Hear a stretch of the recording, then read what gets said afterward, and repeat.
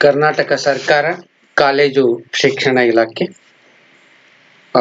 ವಿದ್ಯಾರ್ಥಿಗಳೇ, ಇವತ್ತು ಕನ್ನಡ ಜನಪದ ಸಾಹಿತ್ಯ ಮತ್ತು ಕಲೆ ಎನ್ನುವ ಪತ್ರಿಕೆ ಬಹುತೇಕ ಕರ್ನಾಟಕದ ವಿಶ್ವವಿದ್ಯಾನಿಲಯಗಳಲ್ಲಿ ಪದವಿ ತರಗತಿಗಳಲ್ಲಿ ಇದು ಒಂದು ಪಠ್ಯಕ್ರಮವಾಗಿದೆ. ಈ ಮುಖ್ಯ ಶೀರ್ಷಿಕೆಗೆ ಹೋಗುವ ಪೂರ್ವದಲ್ಲಿ ಉಪಶೀರ್ಷಿಕೆಯಾಗಿ ಪ್ರಾರಂಭಿಕ ಮಾಹಿತಿಗಳ ಬಗ್ಗೆ, ಅಂದ್ರೆ ಅದರಲ್ಲೂ ಮುಖ್ಯವಾಗಿ ಕನ್ನಡ ಜನಪದ ಸಾಹಿತ್ಯ ಮತ್ತು ಕಲೆಯ ಒಂದು ವಿಷಯವನ್ನ ಕಲಿಯುವ ಪೂರ್ವದಲ್ಲಿ ಜನಪದ ಮತ್ತು ಜಾನಪದ ಕುರಿತಂತೆ ಇರುವಂತಹ ಒಳನೋಟಗಳು ಮತ್ತು ಅಧ್ಯಯನ ಕ್ರಮಗಳು, ಅಧ್ಯಯನ ನಡೆದು ಬಂದ ಒಂದು ದಾರಿ, ಆ ಏಳು ಬೀಳುಗಳ ಕಥೆ ಇದೆಯಲ್ಲ, ಅದನ್ನೇ ನಾವು ಕನ್ನಡ ಜನಪದ ಕುರಿತ ಒಳನೋಟಗಳು ಎಂಬ ಶೀರ್ಷಿಕೆ ಅಡಿಯಲ್ಲಿ ನಾವು ಕಲಿಬೇಕಾಗುತ್ತೆ. ನಾನು ಈ ಸಂಬಂಧವಾಗಿ ಇದು ನನ್ನ 3ನೇ ವಿಡಿಯೋ ಆಗಿದೆ. ಅಧಿವೇಶನ 3ಕ್ಕೆ ಸಂಬಂಧಪಟ್ಟಂತ ವಿಡಿಯೋ ಇದು. ಪ್ರಸ್ತುತ ಪಡಿಸ್ತಕ್ಕಂಥವರು ತಿಪ್ಪೇಶ ಬಿ, ಸಹಾಯಕ ಪ್ರಾಧ್ಯಾಪಕರು, ಕಾಲೇಜು ಶಿಕ್ಷಣ ಇಲಾಖೆ ಅನ್ನುವಂಥ. ನಾವು ಕಳೆದೆರಡು ಅಧಿವೇಶನಗಳಲ್ಲಿ ಅಥವಾ ವಿಡಿಯೋಗಳಲ್ಲಿ ಜಾನಪದ ಮತ್ತು ಜಾನಪದ ಈ ಎರಡಕ್ಕೂ ಇರುವ ವ್ಯಾಖ್ಯೆಗಳನ್ನ ನೋಡಿದ್ವಿ. ಈ ವ್ಯಾಖ್ಯೆಗಳ ಆಧಾರದಿಂದ ಜಾನಪದದ ಸ್ವರೂಪವನ್ನ ಅಥವಾ ಲಕ್ಷಣವನ್ನ ಗುರುತಿಸುವಂತ ಪ್ರಯತ್ನವನ್ನ ಮಾಡಿದೆವು ಅನ್ನುವಂಥದ್ದು. ಸೊ ನಮಗೆ ಮುಂದೆ ಬರೆದು ಒಂದು ಪ್ರಶ್ನೆ ಬರುತ್ತೆ, ಜಾನಪದ ಲಕ್ಷಣವನ್ನ ಗುರುತಿಸ್ಬೇಕಾದ್ರೆ ಅಲ್ಲಿ ಅದು ಪರಂಪರೆಗೆ ಸೇರಿದ್ದು ಅಂತಂದ್ವಿ.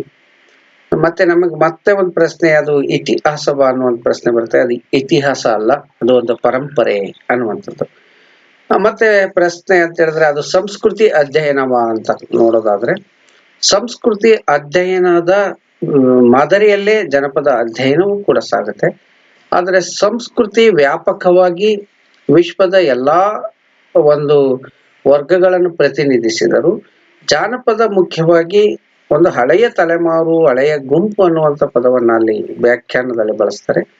ಯಾವ ಸಂಸ್ಕೃತಿ, ಯಾವ ಜನಪದರು ಇನ್ನೂ ಕೂಡ ಆ ಮೂಲ ಸಂಸ್ಕೃತಿ ಅಥವಾ ಜಾನಪದ ಸೃಷ್ಟಿಗೆ ಕಾರಣವಾದ ಒಂದು ಜನ ಇದ್ದಾರೆ, ಅವರ ಅಧ್ಯಯನವನ್ನ ಜಾನಪದ ಒಳಗೊಳ್ಳುತ್ತೆ ಅನ್ನುವಂಥದ್ದನ್ನ ನೋಡಿದ್ವಿ.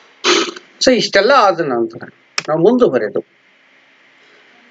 ಈ ಒಂದು ವಿವಿಧ ವ್ಯಾಖ್ಯಾನಗಳನ್ನು ಗ್ರಹಿಸಿದ ಮೇಲೆ ಜಾನಪದದ ಸ್ವರೂಪವನ್ನು ಕಂಡುಕೊಳ್ಳುವ ಪ್ರಯತ್ನವನ್ನು ಮಾಡೋಣ. ಸ್ವರೂಪ ಅನ್ನುವಂಥ ಪ್ರಕಾರ ಯಾವ ಸ್ವರೂಪದಲ್ಲಿದೆ, ಲಕ್ಷಣಗಳನ್ನ ಈಗ ಗುರುತಿಸಿಬಿದ್ವಿ ನಾವು. ಸ್ವರೂಪ ಅಂತ ಇರುತ್ತೆ, ಅದು ಜಾನಪದ ಸ್ವರೂಪ ಅನ್ನುವಂಥ ವಿಚಾರವನ್ನ ಕುರಿತು ನಾವು ಇವತ್ತು ಮಾತಾಡ್ಬೇಕಾಗುತ್ತೆ. ಸಾಮಾನ್ಯವಾಗಿ ಜಾನಪದ ಅನ್ನೋದು ಒಂದು ಸಂಸ್ಕೃತಿಯ, ಒಂದು ಧಾರ್ಮಿಕ ವಿಚಾರವ, ಅದೊಂದು ತಾತ್ವಿಕತೆಯ ಅನ್ನುವ ವಿಚಾರ ಬಹಳ ಮುಖ್ಯ. ಅದನ್ನೇ ಈ ಒಂದು ಅಧಿವೇಶನದಲ್ಲಿ ಸ್ಪಷ್ಟಪಡಿಸುವ ಪ್ರಯತ್ನವನ್ನು ಮಾಡ್ತೀವಿ. ನೋಡಿ, ಧರ್ಮ ಅಂದ ತಕ್ಷಣ ಅದಕ್ಕೊಬ್ಬ ಕರ್ತೃ ಮತ್ತೆ ಏಕಕರ್ತೃ ಆಗ್ತಾರೆ, ಒಬ್ಬ ಪ್ರವಾದಿಗಳಿರ್ತಾರೆ, ಮತ್ತೆ ಜೊತೆಗೆ ಅದಕ್ಕೊಂದಿಷ್ಟು ಧರ್ಮ ಗ್ರಂಥ ಇರುತ್ತೆ, ಅದು ಒಂದು ಸ್ವರೂಪ ಆಗುತ್ತೆ. ಸಂಸ್ಕೃತಿ ಅಂತಂದ್ರೆ ಈಗಾಗ್ಲೇ ನಾನು ಹೇಳಿದೆ, ಅದು ಇಂಥದೇ ನಿರ್ದಿಷ್ಟ ವ್ಯಕ್ತಿಗಳ ಜನ ಅಂತಿಲ್ಲ, ಅದು ಒಟ್ಟಾರೆ ಜನ, ವ್ಯಾಪಕವಾದ ಅರ್ಥದಲ್ಲಿ ಸಂಸ್ಕೃತಿ ಬಳಕೆಗೊಳ್ಳುತ್ತೆ. ಇನ್ನು ಜನಪದ ಅನ್ನೋದೊಂದು ತಾತ್ವಿಕತೆಯ ಅಂತ ನೋಡಕ್ ಹೋದಾಗ ನಿಜ ಜಾನಪದದ್ದೇ ಒಂದು ವಿಶೇಷವಾದ ತಾತ್ವಿಕತೆ ಇದೆ ಅನ್ನುವಂಥದ್ದನ್ನ ನಾವು ಗುರುತಿಸಬಹುದಾದಂಥದ್ದು. ಆದ್ರೆ ಶಿಷ್ಟ ಸಂಪ್ರದಾಯದಲ್ಲಿರುವ ತಾತ್ವಿಕತೆಗೂ ಜನಪದದಲ್ಲಿರುವ ತಾತ್ವಿಕತೆಗೂ ಬಹಳ ವ್ಯತ್ಯಾಸ ಇರ್ತದೆ. ಶಿಷ್ಟ ಸಂಪ್ರದಾಯದಲ್ಲಿ ತಾತ್ವಿಕ ತತ್ವ ವಿಚಾರಗಳನ್ನು ಮಾತನಾಡುವ ಒಂದು ಮತಪಂಥಗಳ ಪರಂಪರೆ ಇದ್ರೆ, ಇವರ ಅಥವಾ ವ್ಯಕ್ತಿಗಳ ಅಭಿಪ್ರಾಯಗಳಿದ್ರೆ, ತರ್ಕ ಇದ್ರೆ, ಆದ್ರೆ ಜನಪದದಲ್ಲಿ ಸಾಮೂಹಿಕವಾಗಿಯೇ ಒಂದು ತಾತ್ವಿಕತೆಯನ್ನ ಅವರು ರೂಢಿಸಿಕೊಂಡಿರ್ತಾರೆ ಅನ್ನುವಂಥದ್ದು. ಸೊ ನಾವಿವತ್ತು ಚರ್ಚೆ ಮಾಡ್ಬೇಕಾಗಿರುವಂಥದ್ದು ಜಾನಪದ ಅನ್ನೋದು ಅದೊಂದು ಧರ್ಮವ, ಸಂಸ್ಕೃತಿಯ, ಅದೊಂದು ತಾತ್ವಿಕತೆಯ ಅನ್ನುವಂಥ ವಿಚಾರವನ್ನ ನೋಡ್ಬೇಕಾಗತ್ತೆ ಸ್ವರೂಪದಲ್ಲಿ ಅನ್ನುವಂಥದ್ದು.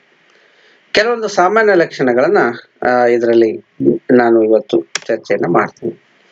ಬಹಳ ಮುಖ್ಯವಾಗಿ ತಾತ್ವಿಕತೆ ಅನ್ನೋ ವಿಚಾರವನ್ನ ನೋಡೋಣ. ಜಾನಪದ ಅನ್ನೋದೇನದು ಒಂದು ತತ್ವವ ಅನ್ನುವಂಥ ಪ್ರಶ್ನೆ. ಈ ತಾತ್ವಿಕತೆ, ತತ್ವ ಅನ್ನೋ ಪದಕ್ಕೆನೆ ಒಂದು ಅರ್ಥ ಇದೆ. ತತ್ವ ಅಂತಂದ್ರೆ ಹೀಗೆ ಇರುವುದು ಅಂತ ಅರ್ಥ. ತತ್ ಅಂತಂದ್ರೆ ಅದು ನಿಮ್ಗೆ ಬರುತ್ತೆ. ತತ್ವಶಾಸ್ತ್ರ ಅನ್ನುವಂಥದ್ದು ಯಾವುದು ಸತ್ಯವಾಗಿ ಹೀಗೇ ಇದೆ ಅಂತ ಹೇಳುತ್ತಾ ಅದು ತತ್ವಶಾಸ್ತ್ರ ಅಲ್ವಾ. ಇವಾಗ ಜಾನಪದ ತಾತ್ವಿಕತೆ ಅಂದ್ರೆ ಅದು ಹೇಳುವಂತದ್ದ ತತ್ವಶಾಸ್ತ್ರಕ್ಕೆ ಏನ್ ಸಂಬಂಧ ಅಂತಂದ್ರೆ, ಜೀವನದಲ್ಲಿ ನಮಗೆ ತತ್ವಶಾಸ್ತ್ರ ಬಹಳ ಮುಖ್ಯ ಆಗುತ್ತೆ. ತತ್ವಶಾಸ್ತ್ರದ ಅಡಿಯಲ್ಲಿ ಎಲ್ಲಾ ವಿಜ್ಞಾನಗಳನ್ನು ಸೇರಿಸ್ತಾರೆ. ಯಾವುದು ಸತ್ಯವೋ ಅದನ್ನು ಒಪ್ಪಿಕೊಳ್ಳೋದು ತಾತ್ವಿಕತೆ ಅಲ್ವಾ. ಅದಕ್ಕೆ ಬಹಳ ಮುಖ್ಯವಾಗಿ ಇಲ್ಲಿ ನಾವು ಇ.ಸಿ. ರಾಮಚಂದ್ರೇಗೌಡ ಅವರು ಬಹಳ ಸುಂದರವಾದ ಒಂದು ಅಭಿಪ್ರಾಯವನ್ನು ವ್ಯಕ್ತಪಡಿಸ್ತಾರೆ. ಜನರ ಸಮಸ್ಯೆಗಳಿಗೆ ಪರಿಹಾರ ಹುಡುಕುವುದು ತಾತ್ವಿಕತೆ ಅಂತ ಹೇಳಿ ಕೆಲವೊಂದು ಅವರು ಹೇಳ್ತಾರೆ. ಕೆಲವು ಮೌಲಿಕವಾದ ಸಮಸ್ಯೆ ಮತ್ತು ಸಂದರ್ಭಗಳಿಗೆ ಸೂಕ್ತವಾದ ಪರಿಹಾರ ಸಿಗದೇ ಇದ್ದಾಗ ಜನರ ಮಧ್ಯದಲ್ಲೊಂದು, ಇಲ್ಲಿ ಬಹಳ ಮುಖ್ಯ, ಜನರ ಮಧ್ಯದಲ್ಲೊಂದು ಸರಳವಾದ ಪರಿಹಾರ ಸೃಷ್ಟಿಯಾಗುತ್ತದೆ. ಇದನ್ನೇ ಸಾಮಾನ್ಯ ಜನರ ತತ್ವ ಎಂದು ಅಥವಾ ಜನಪದ ತತ್ವ ಎಂದು ಕರೆಯಬಹುದು. ಬಹಳ ಮುಖ್ಯ. ಈಗ ನಾನು ನಿಮ್ಗೆ ಒಂದು ಉದಾಹರಣೆಗಳ ಮುಖಾಂತರ ಸ್ಪಷ್ಟಪಡಿಸ್ತೇನೆ. ದೇಶದಲ್ಲಿ ಅನಾವೃಷ್ಟಿ ಬಂದಿದೆ ಅಂತ ಇಟ್ಕೊಳ್ಳಿ. ಅನಾವೃಷ್ಟಿ ಅನ್ನುವಂಥದ್ದು, ಮಳೆಯೇ ಇಲ್ಲ ಅನ್ನುವಂಥದ್ದು. ಒಬ್ಬ ರಾಜ ಯಾವ ತಾತ್ವಿಕತೆಯ ಬಗ್ಗೆ ತತ್ವಶಾಸ್ತ್ರದ ಪ್ರಯೋಜನವನ್ನು ಪಡಿತಾನೋ, ಅಥವಾ ಅದಕ್ಕೆ ದೈವದ ಸಹಾಯವನ್ನ ಮೊರೆ ಹೋಗ್ತಾನೋ, ಅಥವಾ ರಾಜ ಮಾಡುವ ಕೆಲಸ ಏನು, ಒಬ್ಬ ಜನಪದರು ಮಾಡುವ ಕೆಲಸ ಏನು. ಜನಪದರ ತಾತ್ವಿಕತೆ ಹೇಗಿರುತ್ತೆ, ಒಂದು ಶಿಷ್ಟ ಸಂಪ್ರದಾಯದ ಪ್ರತಿನಿಧಿಯಾಗಿ ಒಬ್ಬ ರಾಜ ಮಾಡುವ ಒಂದು ಪ್ರಯತ್ನ ಹೇಗಿರುತ್ತೆ ಅನ್ನೋದನ್ನ ನೀವು ಗಮನಿಸ್ಬೋದು. ಒಬ್ಬ ರಾಜ ಅದನ್ನು ಹೇಗ್ ಮಾಡ್ಬೋದು, ಯಜ್ಞ ಯಾಗಗಳನ್ನು ಮಾಡ್ಬೋದು, ದೈವಗಳನ್ನು ಕರಿಬೋದು, ಇನ್ನೊಂದು ಮಾಡ್ಬೋದು. ಅದೇ ಒಬ್ಬ ಜಾನಪದ ವ್ಯಕ್ತಿ, ಆತ ತನ್ನ ಸ್ಥಳೀಯವಾಗಿ ಅದಕ್ಕೊಂದು ಗಟ್ಟಿ ಮನಸ್ಸನ್ನ ಮಾಡಿಕೊಂಡು ತನ್ನದೇ ಆದ ಒಂದು ತತ್ವವನ್ನ ಆತ ರೂಢಿಸ್ಕೊಳ್ತಾನೆ. ಯಾತಕ್ಕೋ ಮಳೆ ಹೋದವೋ ಶಿವ ಶಿವ ಅನ್ನುವಂಥ ಪದ್ಯವನ್ನ ನೋಡ್ಬೋದು. ಆತ ವಿಷಾದ ತುಂಬಿ ಹೇಳ್ತಾನ ಅದನ್ನ. ಯಾತಕ್ ಮಳೆ ಬರ್ಬೇಕಲ್ಲ, ಶಿವನ ಕೃಪೆ ಇರ್ಬೇಕಲ್ಲ, ಮಳೆ ಶಿವ ಶಿವ ಯಾತಕ್ ಮಳೆ ಹೋದ್ವು, ಏನ್ ಕಾರಣ? ಕೊನೆಗೆ ಒಂದು ತಾತ್ವಿಕತೆ ಏನಂದ್ರೆ ನಮ್ದೇ ಏನೋ ತಪ್ಪು ಅನ್ನೋ ಅರ್ಥಕ್ಕೆ ಬರ್ತಾನೆ ಅವನು. ಯಾತಕ್ಕೆ ಮಳೆ ಹೋದವು ಶಿವ ಶಿವ ಅನ್ನುವಂಥ ಪದ್ಯವನ್ನು ಓದ್ತಾ ಹೋದ್ರೆ ಅಲ್ಲಿ ಬರುವಂತ ಭೀಕರ ಒಂದು ಸನ್ನಿವೇಶವನ್ನ ಜಾನಪದ ಕವಿಯತ್ರಿ ತಂದುಕೊಡ್ತಾರೆ ಅನ್ನುವಂಥದ್ದು. ಸೊ ನಾನು ಇಲ್ಲಿ ತತ್ವಶಾಸ್ತ್ರ ಅನ್ನೋದ್ರ ಬಗ್ಗೆ ಹೇಳೋದಕ್ಕಿಷ್ಟೇ. ತತ್ವಶಾಸ್ತ್ರ ಅನ್ನೋದೇ ಪರಿಹಾರಗಳನ್ನು ಹುಡುಕುವುದು ಜನರ ಸಮಸ್ಯೆಗಳಿಗೆ. ಆದ್ರೆ ಜನಪದರ ಪರಿಹಾರ ಹುಡುಕುವ ಕ್ರಮವೇ ಬೇರೆ ಇರುತ್ತೆ. ಆದ್ರೆ ಶಿಷ್ಟ ಸಂಪ್ರದಾಯದಲ್ಲಿ ರಾಜ ಮಂತ್ರಿಗಳು ಹುಡುಕುವ ಪರಿಹಾರಗಳೇ ಬೇರೆ ಆಗಿರುತ್ತೆ ಅನ್ನುವಂಥದ್ದನ್ನ ನಾವು ಗಮನಿಸ್ಬೇಕು ಅನ್ನುವಂಥದ್ದು. ಅದಕ್ಕೆ ಅದನ್ನೇ ಇ.ಸಿ. ರಾಮಚಂದ್ರೇಗೌಡ ಜನರ ತತ್ವ ಅಂತ ಕರೀತಾರೆ, ಅಥವಾ ಜನಪದ ತತ್ವ ಅಂತ ಕರೀತಾರೆ. ಇದು ಇದೆ ನಮ್ಮಲ್ಲಿ, ನಮ್ಮ ಮಾತುಗಳಲ್ಲಿದೆ, ನಮ್ಮ ಕೃತಿಗಳಲ್ಲಿದೆ, ನಮ್ಮ ಆಚರಣೆಗಳಲ್ಲಿ ಜನಪದ ತತ್ವ ಇದೆ. ಯಾರಿಗಾದ್ರೂ ಒಂದಿಷ್ಟು ನಾವು ಮಾತಾಡ್ಬೇಕಾದ್ರೆ ಬಡತನದ ಕಾರಣಕ್ಕಾಗಿ ಯಾರಾದ್ರೂ ಮನಸ್ಸು ನೋಯಿಸ್ಕೊಂಡ್ರೆ ಅವಾಗ ಹೇಳ್ತಾರೆ, ನೋಡು ಹುಟ್ಟಿಸಿದ ಶಿವ ಹುಲ್ ಮೇಯಿಸಲ್ಲ ಅನ್ನುವಂಥದ್ದು ಒಂದು ತತ್ವ. ಎಲ್ಲವನ್ನು ದೈವ ನೋಡ್ಕೊಳ್ಳುತ್ತೆ ಅನ್ನುವಂಥದ್ದು ಒಂದು ತಾತ್ವಿಕತೆನೆ ಅಲ್ವಾ. ಅದನ್ನ ಜನಪದರು ತಮ್ಮದೇ ಆದ ತಾತ್ವಿಕತೆಯನ್ನು ಬಹಳ ಚೆನ್ನಾಗಿ ರೂಢಿಸಿಕೊಂಡಿದ್ದಾರೆ ಅನ್ನುವಂಥದ್ದು. ಬಹುಶಃ ಈ ಜನಪದರ ಈ ತಾತ್ವಿಕತೆಯೇ ಶಿಷ್ಟ ಸಂಪ್ರದಾಯಕ್ಕೆ ಪ್ರೇರಣೆ ಆಗಿದ್ರು ಕೂಡ ಆಗಿರಬಹುದು ಅನ್ನುವಂಥದ್ದನ್ನ ನಾವು ನೋಡ್ಬೋದು. ಇನ್ನ ಜನಪದ ಸಂಸ್ಕೃತಿ, ಜಿ.ಶಂ ಪರಮಶಿವಯ್ಯನವರು 3 ರೀತಿಯ ಸಂಸ್ಕೃತಿಗಳನ್ನ ಉಲ್ಲೇಖ ಮಾಡ್ತಾರೆ.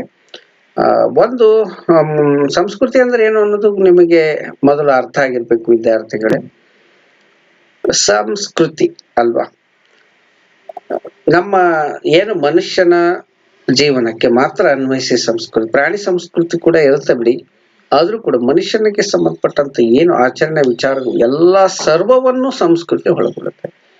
ಈ ಸಂಸ್ಕೃತಿಯ ಉದ್ದೇಶ ಮಾನವನನ್ನು ಆದಷ್ಟು ಸುಖಿಮಯವನ್ನಾಗಿ ಮತ್ತು ಆತನಿಗೆ ಅನುಕೂಲ ಮಾಡಿಕೊಡೋದಕ್ಕಾಗಿರುವಂತದ್ದೇ ಸಂಸ್ಕೃತಿ. ಆದ್ರೆ ಪರಿಣಾಮ ಆ ನಂತರ ಸಂಸ್ಕೃತಿ ಬೇರೆ ಬೇರೆ ರೂಪಗಳನ್ನ ವಿಕೃತಿಯಾಗಿರೋದನ್ನ ನಾವು ನೋಡ್ತೀವಿ. ಆದ್ರೆ ಅದರ ಮೂಲ ಉದ್ದೇಶ ಸಂಸ್ಕೃತಿದು ಮನುಷ್ಯನ ಕಲ್ಯಾಣ, ಮನುಷ್ಯ ಸುಖವಾಗಿರೋದಕ್ಕೆ ಏನ್ ಬೇಕು ಮಾಡ್ಕೊಳ್ಳುವಂತ ವ್ಯವಸ್ಥೆ ಅದು. ಅದನ್ನ ನಾವು ಸಂಸ್ಕೃತಿ ಅಂತ ಕರಿತೀವಿ ಅಲ್ವಾ. ಇನ್ನು ಜಾನಪದ ಸಂಸ್ಕೃತಿ ಹೇಗಿತ್ತು ಅನ್ನೋದು ಕೂಡ, ಅದು ಅದರ ಉದ್ದೇಶ ಕೂಡ ಅದೇ ಆಗಿರುತ್ತೆ ಅನ್ನುವಂಥದ್ದು. ಆದಾಗ್ಯೂ ಕೂಡ 3 ಸಂಸ್ಕೃತಿಗಳನ್ನ ಉಲ್ಲೇಖ ಮಾಡಲಾಗಿದೆ. ಮೊದಲನೇದು ಪ್ರೌಢ ಸಂಸ್ಕೃತಿ, ಇದು ಜನಪದದ್ದಲ್ಲ, ಇದು ಶಿಷ್ಟ ಸಂಸ್ಕೃತಿ ಅಂತ ಕರೀತಾರೆ. ಇದು ಒಬ್ಬ ವ್ಯಕ್ತಿಯಿಂದ ನಿರ್ಮಾಣ ಆಗಿ ಇಡೀ ಸಮಾಜದಲ್ಲಿ ಹೇರಲ್ಪಡುತ್ತದೆ ಒತ್ತಾಯ ಪೂರ್ವಕವಾಗಿ ಅನ್ನುವಂಥದ್ದು. ಪರಿಮಿತವಾದ ವ್ಯಾಪ್ತಿಯಲ್ಲಿ ಗೊತ್ತಾದ ಕೆಲವು ಪುರೋಹಿತ ವರ್ಗದವರಿಂದ, ರಾಜನೀತಿಜ್ಞರಿಂದ, ವಿಜ್ಞಾನಿಗಳಿಂದ, ಧಾರ್ಮಿಕ ಪುರುಷರಿಂದ, ಕವಿಗಳಿಂದ, ಕಲಾವಿದರಿಂದ ನಿರ್ಮಿತವಾಗಿರುವಂತದ್ದನ್ನು ಪ್ರೌಢ ಸಂಸ್ಕೃತಿ ಎಂದು ಕರೆಯಬಹುದು ಅನ್ನುವಂಥದ್ದು. ಪ್ರೌಢ ಸಂಸ್ಕೃತಿ ಹೇಗೆ ನಿರ್ಮಾಣ ಆಗುತ್ತೆ ನೋಡಿ. ಯಾರೋ ಒಬ್ಬ ಪ್ರಭಾವಿ ನಾಯಕ, ಒಬ್ಬ, ಇಲ್ಲಿ ಪದ ಬಳಸೋದು ಬಹಳ ಮುಖ್ಯ. ಒಬ್ಬ ಅಂತ ಅಂದ ತಕ್ಷಣನೇ ಅದು ಜಾನಪದ ಅಲ್ಲ, ಸಾಮೂಹಿಕ ಅಂದ ತಕ್ಷಣನೇ ಜಾನಪದ ಅನ್ಕೋಬೇಕು. ಒಬ್ಬ ವ್ಯಕ್ತಿ ತನ್ನ ಅನುಕೂಲಕ್ಕೆ, ಆಡಳಿತದ ಅನುಕೂಲಕ್ಕೆ ಒಂದಿಷ್ಟು ಕಟ್ಟಳೆಗಳನ್ನ, ಸಂಸ್ಕೃತಿಯನ್ನ ಬಲವಂತವಾಗಿ ಆತ ಜನರ ಮೇಲೆ ಹೇರುವ ಪ್ರಯತ್ನವನ್ನ ಮಾಡ್ತಾನೆ ಅನ್ನುವಂಥದ್ದು. ಅದಕ್ಕಾಗಿ ಬೇಕಾದ ಎಲ್ಲ ಏರ್ಪಾಟುಗಳನ್ನ ಆತ ಮಾಡ್ಕೊಂಡು ಹೋಗ್ತಾನೆ ಅನ್ನುವಂಥದ್ದು. ತನಗೆ ಸಲಹೆ ಕೊಡೋದಕ್ಕೆ ಪುರೋಹಿತರನ್ನ ಇಟ್ಕೊಳ್ತಾನೆ, ವಿಜ್ಞಾನಿಗಳನ್ನ ಕರೆಸ್ತಾನೆ, ಧಾರ್ಮಿಕ ಪುರುಷರನ್ನ ಇಟ್ಕೊಳ್ತಾನೆ. ಆ ಧರ್ಮದ ಪುರುಷರಿಂದನೇ ಇದೇ ಧರ್ಮ ಅನ್ನುವಂತೆ ಎಲ್ಲಾ ಜನರಲ್ಲಿ ಹರಡ್ತಾನೆ. ಅಂತಿಮವಾಗಿ ಅದರಲ್ಲಿ ಆತ ಯಶಸ್ಸು ಕೂಡ ಕಾಣ್ತಾನೆ. ಒಂದು ಸಂಸ್ಕೃತಿಯನ್ನ ಬೆಳೆಸುವ ರೂವಾರಿ ಆಗ್ಬಿಡ್ತಾನೆ ಒಬ್ಬ ವ್ಯಕ್ತಿ. ಇದಕ್ಕೆ ನೂರಾರು ಉದಾಹರಣೆಗಳನ್ನು ಕನ್ನಡ ಸಂಸ್ಕೃತಿಯಿಂದಾನೆ ಕರ್ನಾಟಕದಲ್ಲೇ ಕೊಡ್ಬೋದು. ನಾವು 10ನೇ ಶತಮಾನಕ್ಕೆ ಕನ್ನಡದಲ್ಲಿ ನೋಡಿದ್ರೆ ಸುಮಾರು ಒಂದು ಅಧ್ಯಯನದ ಪ್ರಕಾರ ಕನ್ನಡ ಜನಸಂಖ್ಯೆಯ 60ರಿಂದ 70 ಭಾಗದಷ್ಟು ಜೈನ ಧರ್ಮ ಅಥವಾ ಜೈನ ಸಂಸ್ಕೃತಿ ಇತ್ತು ಅಂತ ಹೇಳ್ತಾರೆ. ಇವತ್ತದು ಬೆರಳೆಣಿಕೆ 5% ಕೂಡ ಬಂದಿದೆ. ಸೊ ಒಂದು ಕಾಲಕ್ಕೆ ಅಲ್ಲಿಯ ರಾಜ ಜೈನ ಧರ್ಮೀಯನಾಗಿದ್ದರೆ ಇಡೀ ಸಮಾಜ, ಇಡೀ ಕರ್ನಾಟಕ ಅದಕ್ಕೆ ಹೋಲ್ತಿತ್ತು ಅನ್ನುವಂಥದ್ದು. ಆನಂತರ ಒಬ್ಬ ರಾಜ ಇನ್ನೊಂದು ಧರ್ಮೀಯನಾಗಿದ್ದರೆ ಸಹಜವಾಗಿ ಆ ಧರ್ಮದ ಕಡೆ ಮತ್ತೆ ವಾಲುವಂಥದ್ದು. ಹೀಗೆ ಒಬ್ಬ ರಾಜ ತಾನು ತನ್ನ ಸಂಸ್ಕೃತಿಯನ್ನ ಬಲವಂತವಾಗಿ ಆದ್ರೂ ಹೇರುವಂಥದ್ದೇ ಪ್ರೌಢ ಸಂಸ್ಕೃತಿಯಾಗಿದೆ. ಅದು ಏಕ ವ್ಯಕ್ತಿಯಿಂದ ನಿರ್ಮಾಣ ಆಗಿರೋಂಥದ್ದು ಅನ್ನುವಂಥದ್ದನ್ನ ಜಿ ಶಂಪ ಅವರು ಹೇಳ್ತಾರೆ. ಏಕಕರ್ತೃಕವಾಗಿದ್ದು ಆತನ ಅಭಿಪ್ರಾಯಕ್ಕೆ ಹಲವರ ವ್ಯಕ್ತಿತ್ವ ಬಲಿಯಾಗುತ್ತದೆ. ಇಲ್ಲಿ ಸ್ವತಂತ್ರತೆ ಕಡಿಮೆ ಆಗುತ್ತೆ ಜನರಲ್ಲಿ. ರಾಜ ಹೇಳಿದ ಅಂತಂದ್ರೆ ಆಜ್ಞೆ, ಅದು ಮುಗೀತು. ಅದನ್ನ ನಿಮಗೆ ಮನಸ್ಸು ಇಲ್ಲದಿದ್ದರೂ ಕೂಡ ನೀವು ಏನ್ ಮಾಡ್ಬೇಕಂದ್ರೆ ಆ ಸಂಸ್ಕೃತಿಯನ್ನ ಆಚರಿಸ್ಬೇಕಾಗತ್ತೆ ಅನ್ನುವಂಥದ್ದನ್ನ ನೋಡ್ಬೋದು. ಈ ಸಂಸ್ಕೃತಿ ಎನ್ನುವಂತ ಬಡಿದಾಟಗಳನ್ನ ಈಗಿನ ಉದಾಹರಣೆಗಳಿಂದನೂ ಕೂಡ ನಾವು ಕೊಡ್ಬೋದು ಅನ್ನುವಂಥದ್ದನ್ನು. ಸೊ ಈ ಪ್ರೌಢ ಸಂಸ್ಕೃತಿಗೆ ಬಿಟ್ಟು ಇನ್ನೊಂದು ಸಂಸ್ಕೃತಿ ಇದೆ. ಇದಕ್ಕೆ ತದ್ವಿರುದ್ಧವಾದ ಸಂಸ್ಕೃತಿ, ಶುದ್ಧ ಜನಪದ ಸಂಸ್ಕೃತಿ ಅಂತ ಕರೀತಾರೆ. ಇಲ್ಲಿ ಹೇಗಿರುತ್ತೆ ಅಂತಂದ್ರೆ ಒಬ್ಬ ವ್ಯಕ್ತಿ ಈ ಸಂಸ್ಕೃತಿಯನ್ನ ಹರಡೋದಿಕ್ಕೆ ಅಥವಾ ಬಲವಂತವಾಗಿ ಇನ್ನೊಬ್ಬರ ಮೇಲೆ ಏರೋದಿಕ್ಕೆ ಸಾಧ್ಯ ಆಗೋದಿಲ್ಲ. ಇದಕ್ಕೆ ವಿರುದ್ಧವಾದದ್ದು ಅಂತಕ್ಕಂಥದ್ದು. ಇದು ಮಣ್ಣಿನ ಒಂದು ಸಂಸ್ಕೃತಿ ಆಗಿರುತ್ತೆ ಅಂತ ಹೇಳ್ತಾರೆ. ಇದು ಎಲ್ಲ ಎರವಲ ಪಡೆದದ್ದು ಬೇರೆ ಕಡೆಯಿಂದ ಬಂದದ್ದಲ್ಲ, ಸ್ಥಳೀಯವಾದ ಸಂಸ್ಕೃತಿ. ಇದು ದೇಶೀಯ ಅಂತ ಕರೀತಾರೆ. ಇಶಿ ರಾಮಚಂದ್ರೇಗೌಡರು ಒಂದು ಪದ ಬಳಸ್ತಾರೆ, ದೇಶಿ ನೆಲೆ ಅಂತ ಪದ ಬಳಸ್ತಾರೆ. ಇಲ್ಲಿ ಈ ನೆಲದಲ್ಲಿ ಹುಟ್ಕೊಂಡ ಸಂಸ್ಕೃತಿ ಆಗಿರುತ್ತೆ ಜನಪದದ ಸಾಮಾನ್ಯವಾಗಿ. ಸೊ ಇದು ಹೇಗಿರುತ್ತೆ, ಯಾರೋ ಒಬ್ರು ಮಾಡಿರೋದಿಲ್ಲ, ಇಡೀ ಸಾಮೂಹಿಕವಾಗಿನೇ ಸೃಷ್ಟಿಯಾಗಿರುವಂಥದ್ದು ಅಥವಾ ಸಾಮೂಹಿಕವಾಗಿ ಅಂಗೀಕರಿಸಲ್ಪಟ್ಟಂಥದ್ದು, ಬಹುಜನರ ಕರ್ತೃತ್ವದ ಫಲ ಆಗಿರುತ್ತದೆ. ಮತ್ತು ಸಮಷ್ಟಿ ಅಂದ್ರೆ ಗುಂಪು, ಇಡೀ ಸಮೂಹ ಅಂತ ಒಪ್ಪಿಗೆ ಕೊಟ್ಟಿರ್ತದೆ. ಒಂದು ಜನಪದ ಆಚರಣೆ ಅಥವಾ ಒಂದು ನಿಯಮ ಇದೆ. ಉದಾಹರಣೆಗೆ ಸುಮ್ಮನೆ ಒಂದು ಜನಪದ ತಪ್ಪು ಸರಿ ಒಂದು ಜಾನಪದ ಆಚರಣೆ ಇದೆ. ಏನು ಅಂತ ಹೇಳಿದ್ರೆ, ರಾತ್ರಿ ಆದ ತಕ್ಷಣ ಹುಣಸೆ ಮರದ ಕೆಳಗೆ ಹೋಗ್ಬಾರ್ದು ಅನ್ನುವಂತ ಒಂದು ಆಚರಣೆ, ಒಂದು ಮಾಟ ಮಂತ್ರಕ್ಕೆ ಸಂಬಂಧಪಟ್ಟಂತ ಕಟ್ಟಳೆ ಇದೆ ಜನಪದದಲ್ಲಿ. ಇದನ್ನ ಒಬ್ಬರು ಬಲವಂತವಾಗಿ ಇರೋದಲ್ಲ, ಅದು ಇಡೀ ಸಮುದಾಯ ಒಪ್ಕೊಂಡಿರುತ್ತೆ. ಅದನ್ನ ಯಾರು ಸೃಷ್ಟಿ ಮಾಡಿದ್ರೆ ಗೊತ್ತಿಲ್ಲ, ಯಾರೋ ಒಬ್ರು ಅದನ್ನ ಹೇಳಿ ಏರಿದ್ದಲ್ಲ, ಅದು ಇಡೀ ಸಮುದಾಯವೇ ಅದನ್ನ ನಂಬ್ಕೊಂಡು ಬಂದಿದೆ. ಹಾಗಾಗಿ ರಾತ್ರಿಯ ಸಮಯದಲ್ಲಿ ಆ ಹುಣಸೆ ಮರದ ಕೆಳಗಡೆ ಹೋಗುವುದನ್ನ ಈಗ ವಿಧಿ ನಿಷೇಧಗಳಿರುತ್ತೆ ಜಾನಪದದಲ್ಲಿ ಅಲ್ವಾ. ಹೀಗೆ ಅದು ಏನೇ ಒಂದು ಆಚರಣೆಗೆ ತರಲಿ, ಅದರ ಹಿಂದೆ, ಆ ಸಂಸ್ಕೃತಿಯ ಹಿಂದೆ ಸಾಮೂಹಿಕ ಅಂಗೀಕಾರ ಇರುತ್ತೆ ಎನ್ನುವಂತ ವಿಚಾರವನ್ನ ಜಿ ಶಂ ಪರಮಶಿವಯ್ಯ ಹೇಳ್ತಾರೆ. ಜನಪದ ಮನುಷ್ಯನ ಬದುಕಿನ ಒಂದೊಂದು ಹಂತದಲ್ಲಿ ವ್ಯಕ್ತವಾಗುವ ಮಾತು, ನಂಬಿಕೆ, ಆಚರಣೆ, ಸಂಪ್ರದಾಯ ಇತ್ಯಾದಿ ಬೇರುಗಳನ್ನು ಅಲುಗಾಡಿಸಿದ ವ್ಯಕ್ತಿಯನ್ನು ಸಮಾಜ ವಿರೋಧಿಸುತ್ತದೆ. ಇಂತಹ ಬಿಗಿ ಚೌಕಟ್ಟು ಜನಪದ ಸಂಸ್ಕೃತಿಗಿದೆ. ಜನಪದ ಸಂಸ್ಕೃತಿ ಸಾಮೂಹಿಕವಾಗಿ ಒಪ್ಕೊಂಡಿರುವಂತ ಒಂದು ಸಂಗತಿಯನ್ನ ಯಾರಾದ್ರೂ ಒಬ್ಬರು ವಿರೋಧಿಸಿದ್ದಾರೆ, ಯಾಕೆ ನಾನು ರಾತ್ರಿನೇ ಹುಣಸೆ ಮರದ ಕೆಳಗೆ ಹೋಗ್ತೀನಿ ಅಂತ ಅಂದ್ರು ಅಂತ ಹೇಳಿದ್ರೆ ಅವರನ್ನ ಸಮಾಜ ವಿರೋಧಿಸುತ್ತದೆ. ಜನಪದರದ್ದು ಅದೊಂದಿದು. ಎಲ್ಲರೂ ಒಪ್ಪಿಕೊಂಡದ್ದನ್ನ ನೀನು ಒಪ್ಕೊ ಅಂತ ಹೇಳುತ್ತೆ ಅನ್ನುವಂಥದ್ದನ್ನ ಹೇಳ್ತಾರೆ. ಯಾಕೆ ಪ್ರಶ್ನೆ ಮಾಡೋದಕ್ಕೆ, ಈಗ ನಂಬಿಕೆ, ಆಚರಣೆ, ಜನಪದದ ಅನೇಕ ಆಚರಣೆಗಳಿದೆ, ನಂಬಿಕೆಗಳಿದೆ, ಸಂಪ್ರದಾಯಗಳಿದೆ. ಇದನ್ನ ಪ್ರಶ್ನೆ ಮಾಡುವುದನ್ನ ಜನಪದ ಸಂಸ್ಕೃತಿ ಒಪ್ಪೋದಿಲ್ಲ.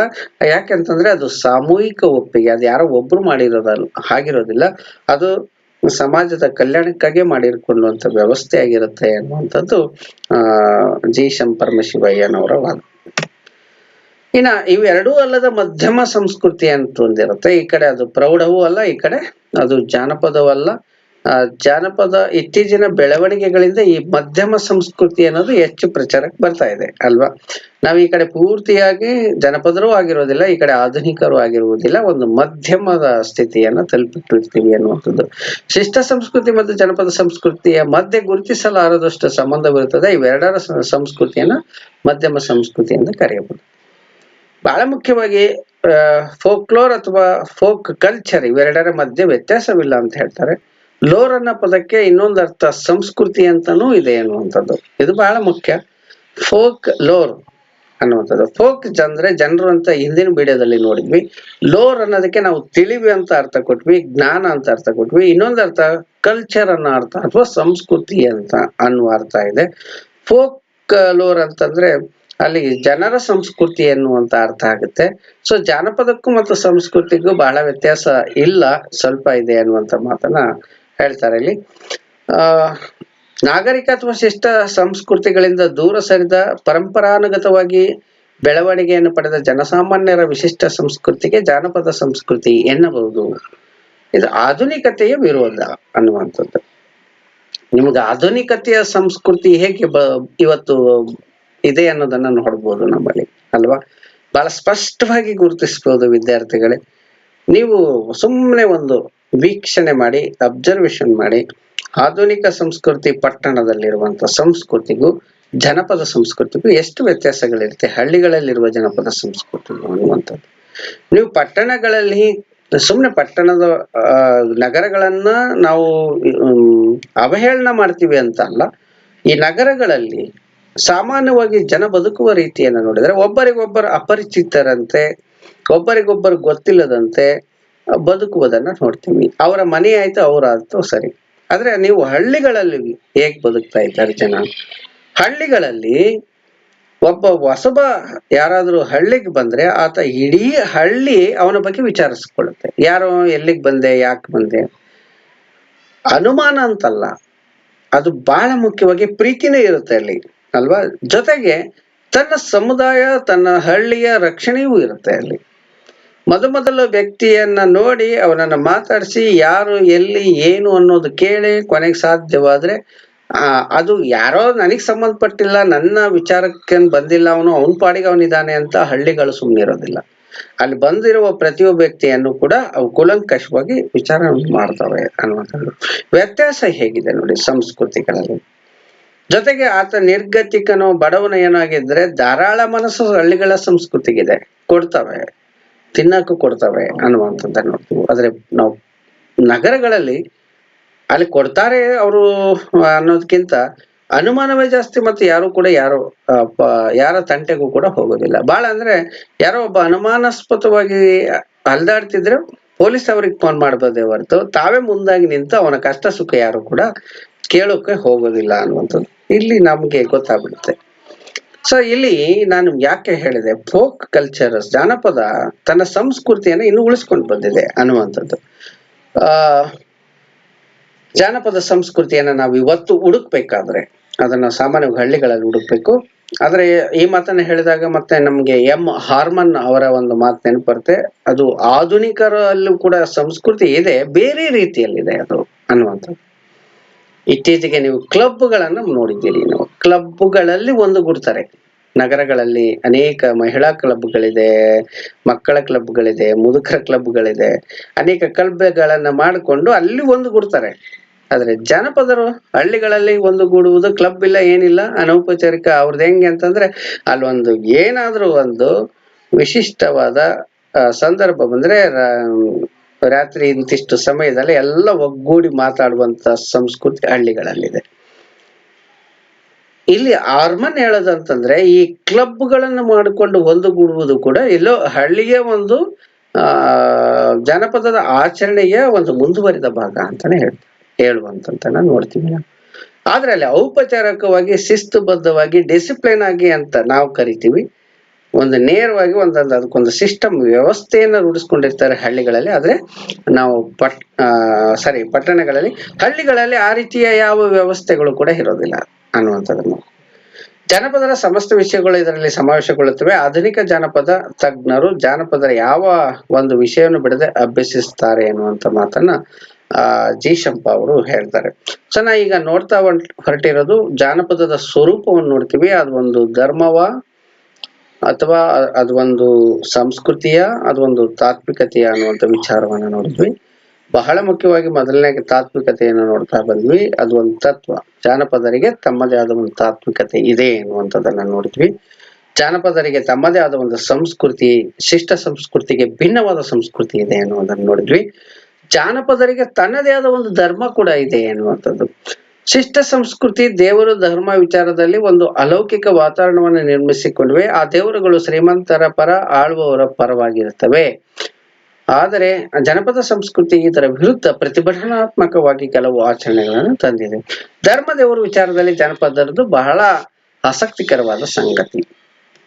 ನಾವು ನಗರಗಳಲ್ಲಿ ಅಥವಾ ಓದಿದವರಲ್ಲಿ, ಆಧುನಿಕರಲ್ಲಿ ದೇವರ ಕಲ್ಪನೆ ಅಂದ್ರೆ ನಾವು ಬೇರೆ, ದೇವರು ಬೇರೆ, ಆತ ಸರ್ವಶಕ್ತ, ಆತ ಅನ್ನುವಂತ ವಿಚಾರಗಳನ್ನೆಲ್ಲ ಓದ್ಕೊಂಡಿರ್ತೀವಿ. ಆದ್ರೆ ಅದೇ ಜಾನಪದದಲ್ಲಿರುವ ಹಳ್ಳಿಗಳಲ್ಲಿರುವ ಜನಪದೀಯರು ಹೇಗೆ ದೇವರನ್ನ ನಂಬ್ತಾರೆ ಅಂದ್ರೆ ದೇವರನ್ನ ತಮ್ಮಗಿಂತ ಬೇರೆ ಅಂತ ಅವರೆಂದೂ ಕೂಡ ಎಣಿಸೋದೇ ಇಲ್ಲ. ತಮ್ಮ ಜೀವನದ ಏನು ಘಟನೆಗಳಿದೆ ಅವು ದೇವರಿಗೂ ಆರೋಪಿಸ್ತಾರೆ ಅವರು. ನಮಗೆ ನೋಡಿ, ನಾವು ಸಾಮಾನ್ಯವಾಗಿ ಶಿಷ್ಟ ಸಂಸ್ಕೃತಿಯಲ್ಲಿ ತಿಳ್ಕೊಳ್ಳೋದು ಅಂದ್ರೆ ದೇವರಿಗೆ ಹಸಿವೆ ಆಗೋದಿಲ್ಲ, ದೇವರಿಗೆ ಬಾಯಾರಿಕೆ ಆಗೋದಿಲ್ಲ, ಸರ್ವಶಕ್ತ ಆತ ಅಲ್ವೇ, ದೇವರಿಗೆ ರೂಪ ಇಲ್ಲ. ಹೀಗೆಲ್ಲ ಅನೇಕ ಆಧ್ಯಾತ್ಮಿಕ ವಿಚಾರಗಳನ್ನ ಆಧುನಿಕರು ನಂಬಿದ್ರೆ, ನಮ್ಮ ಜನಪದರ ಹಾಗೇನಿಲ್ಲ. ನಮಗೆ ಹೇಗೆ ಹಸಿವೋ ದೇವರಿಗೂ ಹಸಿವಾಗುತ್ತೆ ಅಂತ ತಿಳ್ಕೊತಾರೆ. ನಾವ್ ಹೇಗಿದ್ದೀವೋ ದೇವರು ಹಾಕಿದ್ದಾರೆ ಅಂತ ತಿಳ್ಕೊತಾರೆ. ಮತ್ತೆ ಅವರನ್ನ ದೇವರು ನಮಗಿಂತ ಭಿನ್ನ ಅಂತ ಅನ್ನೋದೇ ಇಲ್ಲ ಅನ್ನುವಂಥದ್ದು. ಇದು ದೇವರ ಧರ್ಮದ ಬಗ್ಗೆ ಜಾನಪದರಿಗಿರುವಂತಹ ಸ್ಪಷ್ಟವಾದ ಕಲ್ಪನೆ. ಎಷ್ಟೋ ಸರಿ ನಾವು ಯೋಚನೆ ಮಾಡಿದಾಗ ವಿದ್ಯಾರ್ಥಿಗಳೇ, ಇದೇ ಶ್ರೇಷ್ಠವಾದ ಕಲ್ಪನೆ ಅನ್ನುತ್ತೆ. ನೀವು ಆಧ್ಯಾತ್ಮಿಕ ಉನ್ನತಿಯನ್ನ ಸಾಧಿಸಿದ ಮೇಲೆ ಕೂಡ ಅಲ್ಲಿ ಹೇಳೋದು ಅದೇ, ಅವರು ದೇವರು ಬೇರೆ ಅಲ್ಲ, ನೀವು ಬೇರೆ ಅಲ್ಲ ಅನ್ನುವಂಥದ್ದು ಅಂತಿಮವಾಗಿ ಹೇಳ್ತಾರೆ. ಶಿಷ್ಟ ಯಾವುದೇ ಇರಲಿ, ಆದ್ರೆ ಇಲ್ಲಿ ಜಾನಪದರ ಆಚರಣೆಯಲ್ಲೇ ತಂದಿದ್ದಾರೆ. ತಮಗಾಗುವ ನೋವು, ನಲಿವು, ಏನ್ ಕಷ್ಟ ಸುಖ ಅದು ದೇವರಿಗೂ ಆಗುತ್ತೆ ಅಂತ ತಿಳ್ಕೊಂಡಿದ್ದಾರೆ ಅವರು. ದೇವರಿಗೂ ಇವೆಲ್ಲ ಕಲ್ಪನೆ ಎಲ್ಲವನ್ನೂ ಆರೋಪಿಸ್ತಾರೆ ಅನ್ನುವಂಥದ್ದು. ಸೊ ಅನೇಕ ಉದಾಹರಣೆಗಳನ್ನ ಕೊಡಬಹುದು ವಿದ್ಯಾರ್ಥಿಗಳೇ. ಜೋಕುಮಾರ ಸ್ವಾಮಿ ಆಚರಣೆ ಬಹಳ ಮುಖ್ಯವಾಗಿ ಉದಾಹರಣೆಯನ್ನ ಕೊಡೋದಾದ್ರೆ ಲೇಖಕರು ಕೊಡ್ತಾರೆ. ನಾವು ಗಣೇಶ ಸಂಸ್ಕೃತಿ ಇದೆ, ಗಣಪ ಸಂಸ್ಕೃತಿ ಅನ್ನುವಂಥದ್ದಿದೆ. ಗಣೇಶ ಇಲ್ಲಿ ಬಂದು ಹೋದ ನಂತರ ಬರುವಂತದ್ದು ಜೋಕುಮಾರ ಸ್ವಾಮಿ. ಇದಕ್ಕೊಂದು ಜಾನಪದ ಕಥೆ ಇದೆ. ಗಣೇಶನ್ ಕೇಳ್ತಾರೆ ಶಿವ, ಎಲ್ಲ ಚೆನ್ನಾಗಿದಾರ ಭೂಮಿ ಮೇಲೆ ಅಂದಾಗ ಗಣೇಶ ತುಂಬಾ ಚೆನ್ನಾಗಿದ್ದಾರೆ, ಎಲ್ಲ ಸುಖ ಇದೆ, ಸಮೃದ್ಧಿ ಇದೆ ಅಂತ. ಯಾಕಂದ್ರೆ ಗಣಪತಿಗೆ ತುಂಬಾ ಬೆಲೆ ಕೊಟ್ಟಿರ್ತಾರೆ, ಗೌರವ ಕೊಟ್ಟಿರ್ತಾರೆ, ಅವರ ಹೊತ್ತು ತಿರುಗಾಡಿರ್ತಾರೆ, ಸಂಭ್ರಮಿಸಿರ್ತಾರೆ ಜನ. ಆದ್ರೆ ಜೋಕುಮಾರ ಸ್ವಾಮಿಗೆ ಆಗಿಲ್ಲ. ಇದು ಜಾನಪದ ದೈವ ಜೋಕುಮಾರ ಸ್ವಾಮಿ. ಈ ಜೋಕುಮಾರ ಸ್ವಾಮಿ ಕೂಡ ಗಣಪತಿ ಬಂದು ಹೋದ ನಂತರ ಸ್ವಲ್ಪ ದಿನದ ಮೇಲೆ ವಾಪಸ್ ಮತ್ತೆ ಕೈಲಾಸಕ್ಕೆ ಹೋದಾಗ ಶಿವ ಮತ್ತೆ ಪ್ರಶ್ನೆ ಮಾಡ್ತಾನೆ ಜೋಕುಮಾರ ಸ್ವಾಮಿಗೆ, ನೀವೆಲ್ಲ ಎಲ್ಲ ಭೂಮಿ ಮೇಲೆ ಚೆನ್ನಾಗಿದೆ ಅಂದಾಗ ಜೋಕುಮಾರ ಸ್ವಾಮಿ ಫ್ಯಾಕ್ಟ್ ಹೇಳ್ತಾರೆ, ಸ್ಥಿತಿಯನ್ನ ಹೇಳ್ತಾರೆ. ಭೂಮಿ ಮೇಲೆ ಏನು ಸರಿ ಇಲ್ಲ, ಮಳೆ ಇಲ್ಲ, ಬಹುತೇಕ ಬಡವರು ಹಾಳಾಗಿದ್ದಾರೆ, ಬೆಳೆ ಎಲ್ಲ ನಾಶ ಆಗಿದೆ, ಶಿವ ಏನಾರ ಒಂದಿಷ್ಟು ಕರುಣೆ ಮಾಡುವಂತ. ಜೋಕುಮಾರ ಸ್ವಾಮಿ ರಿಪೋರ್ಟ್ ಕೊಟ್ಟ ಮೇಲೆ ಶಿವನಿಂದ ಮಳೆ ಬರುತ್ತೆ ಅನ್ನುವಂತ ನಂಬಿಕೆ ಇದೆ ಕತೆ. ಇಲ್ಲಿ ನಾನ್ ಯಾಕೆ ಈ ಮಾತನ್ನ ಹೇಳಿದೆ ಅಂದ್ರೆ, ಜೋಕುಮಾರಸ್ವಾಮಿ ಆಚರಣೆ ಜಾನಪದವಾಗಿ ಬಂದಿದೆ. ಯಾಕಂದ್ರೆ ಜಾನಪದರು ಸಾಮಾನ್ಯವಾಗಿ ಈ ಮಳೆ ಹೋಗೋದು, ಬೆಳೆ ನಷ್ಟ ಇದ್ರದ್ದೆಲ್ಲ ನೇರವಾದ ಫಲಾನುಭವಿಗಳು ಅವ್ರು ಕಷ್ಟಪಡುವವರು. ಅವರು ಆ ಕಷ್ಟವನ್ನ ಪಡೋರು. ಆ ಕಷ್ಟವನ್ನ ಯಾರ ಬಾಯಿಂದ ಹೇಳಿಸ್ತಾರೆ ಅಂದ್ರೆ ಜೋಕುಮಾರ ಸ್ವಾಮಿಯಿಂದ ಹೇಳಿಸ್ತಾರ ಅವರು ದೇವ್ರ ಹತ್ರ. ಗಣೇಶ ಶ್ರೀಮಂತರ, ಇಲ್ಲಿ ದೇವರನ್ನ ಸುಮ್ಮನೆ ಸಾಂಕೇತಿಕವಾಗಿ ತಗೊಳ್ತೀವಿ. ಸೊ ಶ್ರೀಮಂತರ ಪರವಾದ ಅಥವಾ ನಾನೆಲ್ಲ ಚೆನ್ನಾಗಿದೆ ಭೂಮಿಯಲ್ಲಿ ಅಂತ ಹೇಳಿದಾಗ ಜೋಕುಮಾರ ಸ್ವಾಮಿ ಹೋದಂತವನು ಇಲ್ಲ, ಎಲ್ಲವೂ ಸರಿ ಇಲ್ಲ ಅನ್ನುವಂತ ವಿಚಾರ ಇದೆಯಲ್ಲ ಇದು. ಇನ್ನ ಗೌರಿ ಗಂಗೆಯರ ಜಗಳ ನೋಡಿ, ದೈವ ಗೌರಿನೂ ದೈವಳು, ಗಂಗೆನೂ ದೈವಳು. ಆದ್ರೆ ಅವ್ರಿಗೂ ನಾವು ಸಾಮಾನ್ಯರು ಏನ್ ಜಗಳ ಮಾಡ್ತೀವಲ್ಲ ಹಾಗೆ ಅವರು ಜಗಳ ಮಾಡ್ತಾರೆ ಅನ್ನುವಂತ ಕಲ್ಪನೆ ಇದೆಯಲ್ಲ, ಇದು ಧರ್ಮ ಮತ್ತು ದೇವರ ಬಗ್ಗೆ ಜನಪದರಿಗಿರುವಂತ ನಂಬಿಕೆ. ಅವರು ಧರ್ಮ ಮತ್ತು ದೇವರನ್ನ ತಮಗಿಂತ ಭಿನ್ನ ಅಥವಾ ಎಲ್ಲೋ ಇರುವ ಲೋಕ ಅಂತ ಅನ್ಕೊಂಡೇ ಇಲ್ಲ. ಎಲ್ಲೋ ಕೈಲಾಸ ಅಲ್ಲೆಲ್ಲೋ ಇದು ಅನ್ನುವಂಥದ್ದೇನಿಲ್ಲ. ಅವರು ನಮ್ಮಂಗೆ ಮನುಷ್ಯ. ಬಹಳ ಚಂದ ಹೇಳ್ತಾರ ಅವರು ದೇವರ ವಿಚಾರಕ್ಕೆ ಬಂದಾಗ. ಹೇಗಿದ್ದಾನೆ ಅಂದ್ರೆ ಮಾಲ್ಯ ಹೂವಿನಾಗ ಉದಿಗ್ಯಾನ, ಮಾಲೆಯಾಗ ಮಲಿಗ್ಯಾನ. ಅವ್ರದ್ದು ಸಿಂಪಲ್ ತತ್ವ, ಅದು ಸಿಂಪಲ್ ವ್ಯಾಖ್ಯಾನ. ದೇವ್ರು ಎಲ್ಲಿದ್ದಾನಂತಂದ್ರೆ ಹೂವಿನಲ್ಲಿ ಉದಿಗ್ಯಾನ, ಮಾಲೆಯಲ್ಲಿ ಮಲಿಗ್ಯಾನ ಅನ್ನುವಂತ ಮಾತುಗಳನ್ನು ಹೇಳ್ತಾರ ಅವರು. ಸೊ ನಾವು ಶಿಷ್ಟ ಸಂಪ್ರದಾಯದಲ್ಲಿ ಇಷ್ಟು ಸರಳವಾಗಿ ದೇವರನ್ನ ನಾವು ಹೇಳೋಕ್ಕಾಗದೇ ಇಲ್ಲ ನಮ್ಮ ಕೈಲಿ. ಆದ್ರೆ ಜಾನಪದರಿದಾರಲ್ಲ ಬಹಳ ಸರಳವಾಗಿ ಹೇಳ್ತಾರೆ ಅನ್ನುವಂಥದ್ದು. ಇನ್ನೂ ಉದಾಹರಣೆಗಳನ್ನ ಕೊಡಬಹುದು. ಅವರಿಗೆಲ್ಲ ಸರ್ವಶಕ್ತ ಶಿವ ಹಾಗೇನಿಲ್ಲ. ಶಿವನು ಭಿಕ್ಷಕ್ಕೆ ಬಂದ ನೀಡುಬಾರೆ ತಂಗಿ, ಇವನಂತ ಚೆಲುವರಲ್ಲಿ ನೀವು ಹಾಡು ಕೇಳಿದ್ರೆ ಶಿವನನ್ನ ಭಿಕ್ಷುಕನಾಗಿ ನೋಡ್ತಾರೆ ಅಲ್ವಾ. ಶಿವನನ್ನ ಭಿಕ್ಷುಕನಾಗಿ ನೋಡುವ ಶಕ್ತಿ ಅಲ್ಲ, ಸರ್ವಶಕ್ತ ಇಡೀ ಜಗತ್ತಿಗೆ ಒಡೆಯ ಅಂತ ಅನ್ನುವಂತ ಬ್ರಹ್ಮಾಂಡ ನಾಯಕ ಅನ್ನುವಂತ ಶಿಷ್ಟ ಸಂಪ್ರದಾಯದ ವಿಚಾರ ಎಲ್ಲಿ, ಅವನು ಭಿಕ್ಷಕ್ಕೆ ಬರ್ತಾನೆ ಅನ್ನುವಂತ ವಿಚಾರ ಜಾನಪದರ ವಿಚಾರ ಎಲ್ಲಿ, ಇದನ್ನು ನೋಡ್ಬೇಕು ನಾವು. ಯಾಕಂದ್ರೆ ಶಿವ ಏನ್ ಕೆಲಸ ಮಾಡ್ತಾನೆ ಪ್ರಶ್ನೆ ಬರುತ್ತೆ ಅಲ್ವಾ.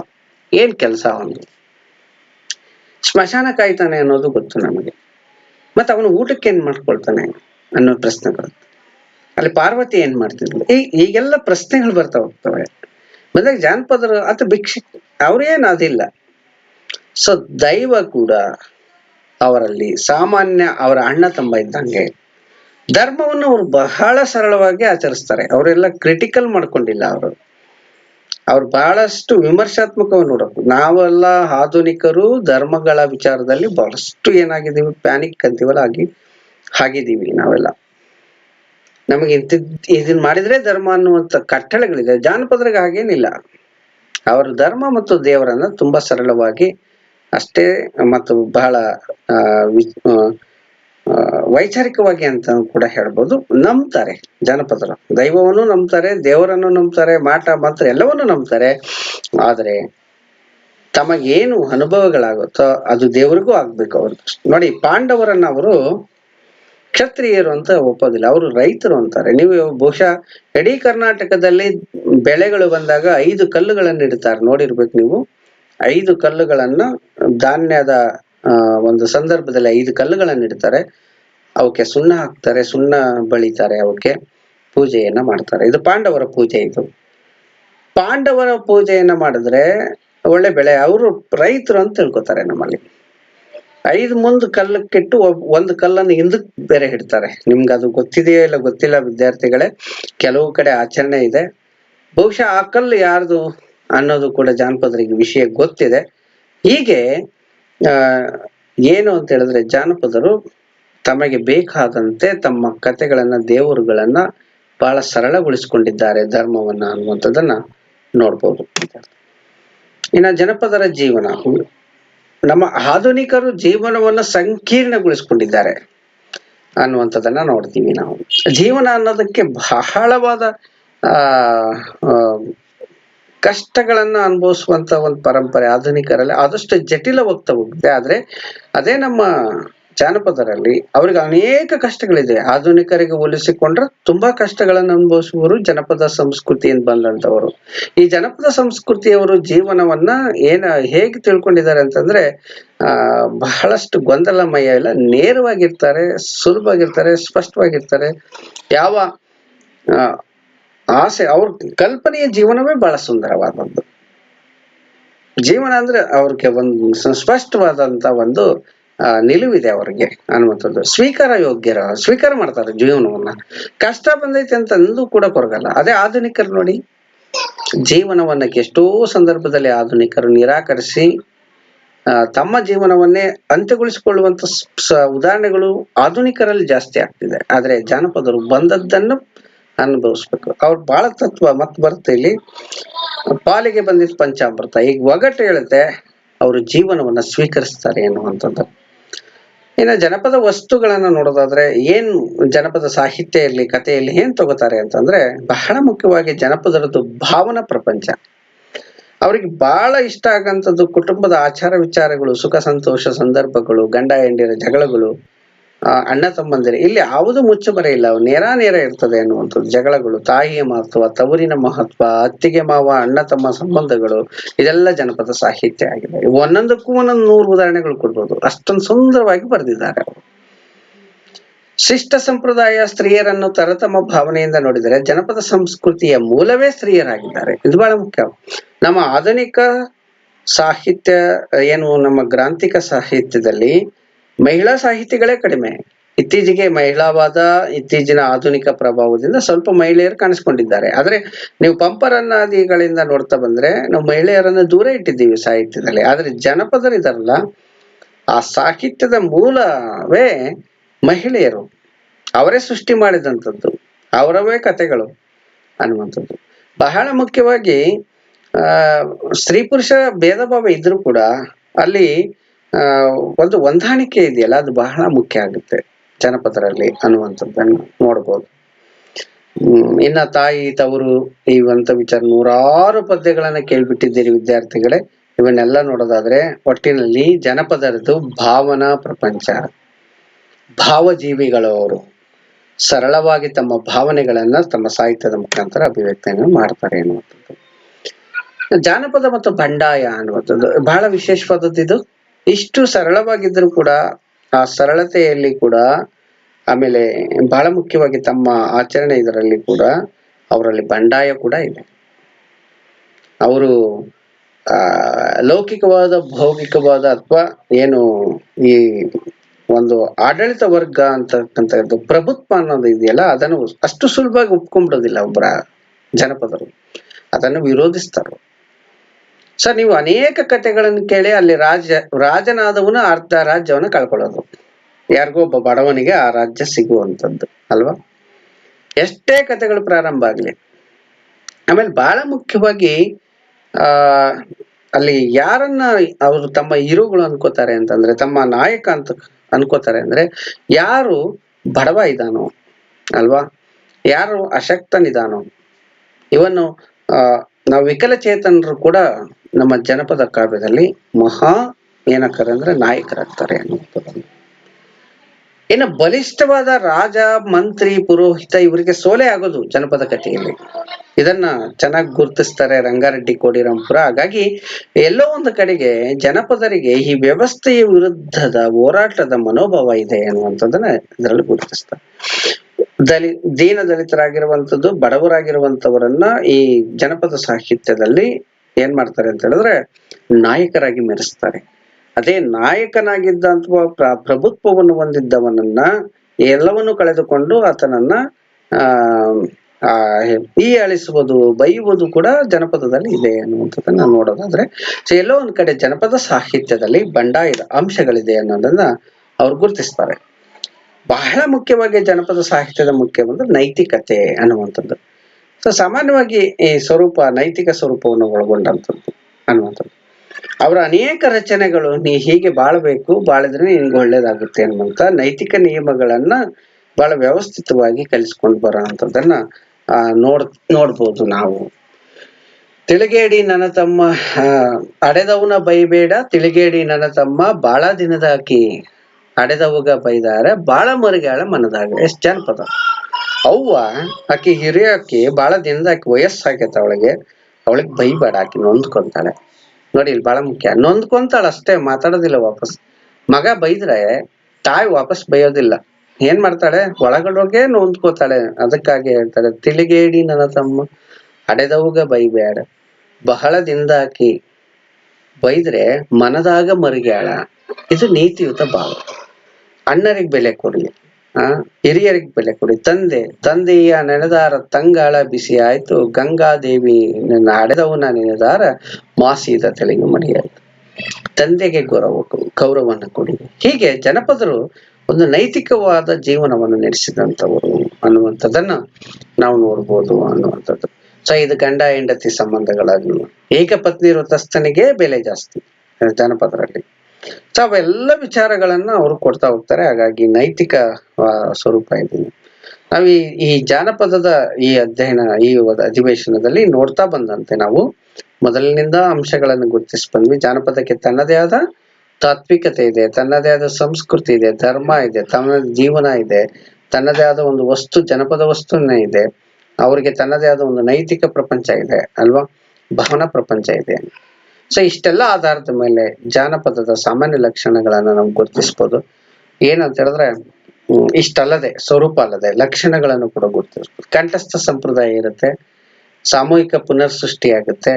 ನಾವ್ ಇದನ್ನ ಜಾನಪದ ವ್ಯಾಖ್ಯಾನಗಳಲ್ಲಿ ಆ ವಿಡಿಯೋಗಳಲ್ಲಿ ನೋಡಿದ್ವಿ. ನಾವು ಎಲ್ಲಾರ ವ್ಯಾಖ್ಯಾನಗಳಲ್ಲಿ ಈ ಅಂಶಗಳನ್ನು ನೋಡ್ಕೊಂಡು ಬಂದ್ವಿ. ನಾವು ವ್ಯಾಪಕತೆ ಇರುತ್ತೆ, ಅದೆಲ್ಲ ಒಂದಿಷ್ಟಕ್ಕೆ ಸೀಮಿತ ಆಗಿರೋದಿಲ್ಲ. ಬಿಜಾಪುರದಲ್ಲಿ ಸಿಕ್ಕ ಒಂದು ಹಾಡು ಮಂಡ್ಯದಲ್ಲೂ ಕೂಡ ಅದೇ ರೀತಿಯ ಧಾಟಿಯ ಹಾಡುಗಳು ಸಿಗ್ತವೆ.